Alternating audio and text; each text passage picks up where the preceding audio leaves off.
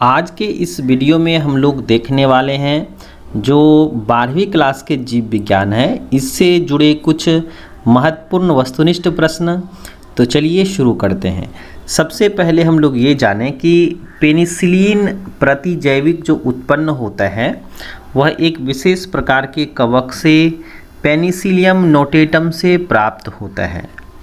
उसके बाद दूसरा देखें कि अंतरिक्ष यान में इनमें से मुख्यतः किनका उपयोग ऑक्सीजन उत्पादन हेतु किया जाता है। मतलब जो एस्ट्रोनॉट्स होते हैं वो किनका उपयोग करते हैं ऑक्सीजन उत्पादन करने के लिए। तो आंसर्स में हम लोग करेंगे शैवाल का उपयोग करते हैं। उसके बाद है बैक्टीरिया की खोज जो की गई थी वह एंटोनी वॉन लीeuwenhoek के द्वारा की गई थी। उसके बाद है तरल पदार्थ यानी कि लिक्विड्स को 70 से 80 डिग्री सेंटीग्रेड पर जो है गर्म कर एकाएक तेज़ी से ठंडा करने की जो प्रक्रिया है उसे हम लोग क्या कहते हैं, पास्चुराइजेशंस कहते हैं। जो दूध में अक्सर क्या किया जाता है, जो 65 डिग्री सेल्सियस पर इसको जो है गर्म किया जाता है और अचानक ठंडा करके जो है दूध को क्या करते हैं हम लोग लंबे समय तक रख सकते हैं। तो ये जो प्रक्रियाएं हैं गर्म और ठंडा करने की इसको हम लोग क्या कहते हैं, पास्चुराइजेशंस कहते हैं। उसके बाद है कि घरेलू अपवाहित जल जिसको हम लोग सीवेज कहते हैं कि जलाशयों नदियों झीलों में मिलने से उसमें से किसकी वृद्धि हो जाती हैं। तो यहाँ पर BOD यानी कि BOD बायोकेमिकली ऑक्सीजन डिमांड और COD यहाँ पर जो है केमिकली ऑक्सीजन डिमांड। तो यहाँ पर करेक्ट आंसर हो जाएगा ये दोनों क्या हो जाते हैं, इंक्रीज हो जाते हैं। उसके बाद है सना हुआ आटा इनमें से किसके कारण मुलायम यानी हल्का होता है। तो ये होता है आपके कार्बन डाइऑक्साइड के मिलने से जो है ये हल्का होता है। उसके बाद है ब्रेड बनाने में क्या इस्तेमाल होता है। तो ब्रेड बनाने में जो है बेकर्स ईस्ट का इस्तेमाल होता है जो आपके सैक्रोमाइसिटीज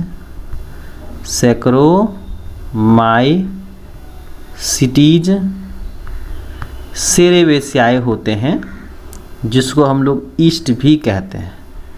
चलिए उसके बाद है दूध से दही बनाने में किस जीवाणु का उपयोग होता है।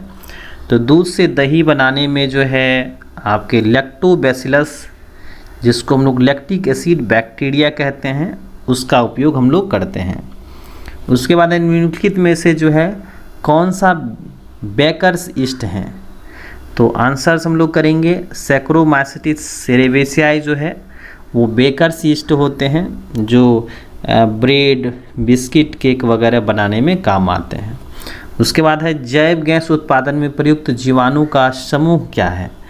तो मैथेनोजेंस हैं यानी कि ये जो जीवाणु होते हैं वह अक्सर जो है कैटल डंग्स में यानी गाय भैंस के गोबर में जो है मौजूद मैथेनोजेंस यानी एक विशेष प्रकार के बैक्टीरिया जिसको हम लोग मैथेनोबैक्टीरियम्स भी कहते हैं, ये मेथेन गैस का क्या करते हैं, उत्पादन करते हैं जिसको हम लोग जैव गैस के नाम से भी जानते हैं। उसके बाद देखें कोला चाय और कोका में जो है या कोक में जो है पाए जाने वाला जो उत्तेजक होता है वह क्या होता है, कैफीन होता है, याद रखिएगा। उसके बाद एक निम्नलिखित में से कौन सी बीमारी मुर्गियों में होती हैं। तो मुर्गियों में जो बीमारी होती हैं वह होती हैं आपके रानीखेत नामक बीमारी होती हैं। उसके बाद हम लोग आगे देखें अल्कोहल से विनेगर का निर्माण किसके द्वारा होता है। तो ये होता है आपके एसिटोबैक्टर एसिटी से होता है और ये जो एसिटोबैक्टर एसिटी हैं ये जीवाणु आपके क्या करते हैं, एसिटिक अम्ल जो होते हैं, एसिटिक एसिड जो होते हैं ये प्रोड्यूस करते हैं। यानी एसिटोबैक्टर एसिटी नामक जीवाणु जो होती हैं एसिटिक एसिड प्रोड्यूस करती हैं जो सिरका यानी विनेगर तैयार करने में मदद करती हैं। उसके बाद नेक्स्ट देखें, जलीय फर्न जो होता है, जो जैव रसायन का बेहतर और बेहद अच्छा उदाहरण है। जैसे आपके हैं एजोला। एजोला जो है वो जलीय माध्यम में रहते हैं और नाइट्रोजन स्थिरीकरण का भी ये कार्य करते हैं। उसके बाद है दूध से दही या दूध एवं पनीर, योगर्ट और जो चीज़ उत्पाद होता है वह किण्वन की प्रक्रिया से होता है। उसके बाद है निम्नलिखित में से कौन सा आणविक नाइट्रोजन पोषक के रूप में उपयोग होता है। तो आंसर्स में करेंगे हम लोग राइजोबियम, और ये राइजोबियम्स जो होते हैं वह दलहनी पौधों की जड़ों में गांठ बनाती हैं इस तरह से, और ये विकसित प्रकार के जो पौधे होते हैं वहाँ पर ये क्या रहते हैं, रूट नोड्यूल्स के रूप में पाए जाते हैं, जो सहजीवी भी हो सकते हैं ना। यहाँ पर जो है ये आपके विकसित प्रकार के पौधे, जिसको हम लोग दलहनी पौधे कहते हैं, और जीवाणु, ये मिलकर के राइजोबियम्स जो हैं बनाते हैं। गोबर गैस का एक प्रमुख घटक होता है मेथेन होता है। उसके बाद है मिट्टी को उपजाऊ बनाने में सहायक होते हैं, तो जैविक खाद बनाने में सहायक होते हैं। उसके बाद है अफीम और हीरोइन किससे प्राप्त होता है। तो यह पैपावर से प्राप्त होता है, यानी एक प्रकार के पौधे होते हैं जिससे अफीम और हीरोइन तैयार किए जाते हैं। उसके बाद है विनेगर का खट्टा स्वाद किसके कारण होता है। तो अभी हम लोगों ने देखा है एसिटिक एसिड जो होता है उसके कारण जो है विनेगर तैयार होता है, यानी सिरका बनाया जाता है। उसके बाद है LSD प्राप्त होती हैं, तो ये कवक से प्राप्त होती हैं।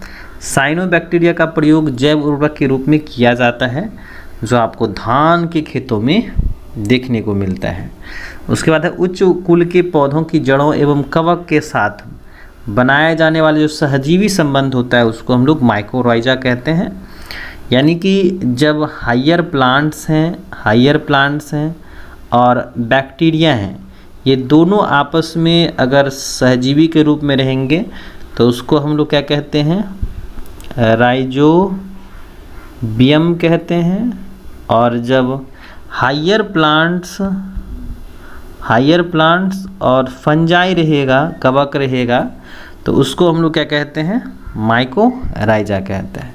उसके बाद है बायोगैस में होते हैं, तो मेथेन्स होते हैं।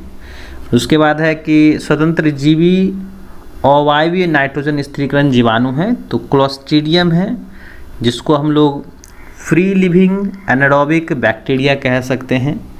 उसके बाद है कि अत्यधिक अल्कोहल लेने से शरीर का कौन सा अंग सबसे अधिक प्रभावित होता है।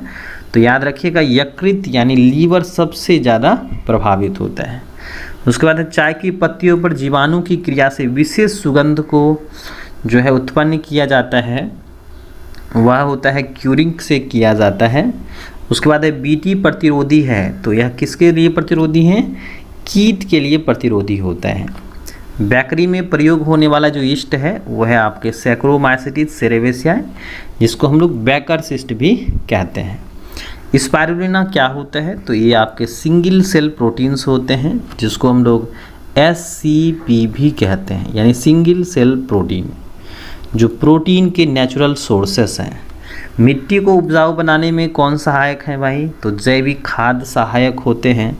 उसके बाद है साइट्रिक अम्ल का उत्पादन होता है, एस्परजिलस से होता है, जो एक विशेष प्रकार के क्या हैं, कवक हैं। चलिए, उसके बाद है वाहित मल के प्राथमिक उपचार में किन क्रियाओं का उपयोग होता है।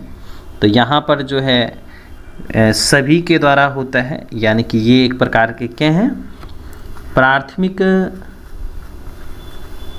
प्रोसेस होते हैं, जिसको हम लोग फिजिकल मेथड्स भी कह सकते हैं। ये क्या है, फिजिकल मेथड्स, यानी इसमें सूक्ष्म जीव की आवश्यकता नहीं पड़ती है। उसके बाद है एड्स बीमारी में HIV किन कोशिका को नष्ट करता है।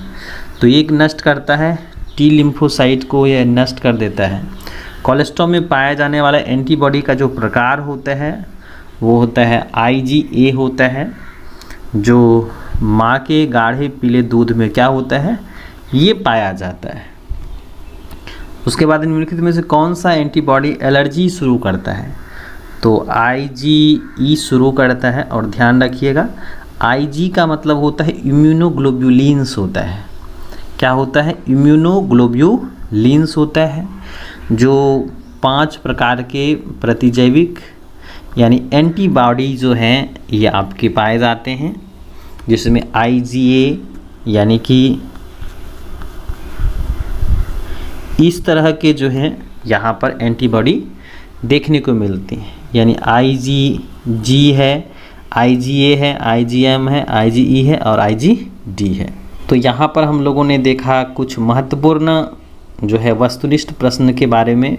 इसी तरह से अगर आप और भी बहुत सारे वस्तुनिष्ठ प्रश्न देखना चाहते हैं तो आप हमारे चैनल के प्लेलिस्ट में जाइए, वहाँ पर आप जा कर के देख सकते हैं और शॉर्ट नोट्स की तैयारी भी कर सकते हैं। तो चलिए आज के लिए बस इतना ही, हम लोग मिलते हैं नेक्स्ट वीडियो में एक नए टॉपिक के साथ। और अगर आप इस चैनल पर नए हैं तो चैनल को सब्सक्राइब कर लीजिएगा, अपने साथी के साथ ज़रूर शेयर कीजिएगा ताकि आने वाली वीडियो की नोटिफिकेशंस सबसे पहले आपको मिल सके। तो चलिए दोस्तों आज के लिए बस इतना ही, हम लोग मिलते हैं नेक्स्ट वीडियो में एक नए टॉपिक के साथ।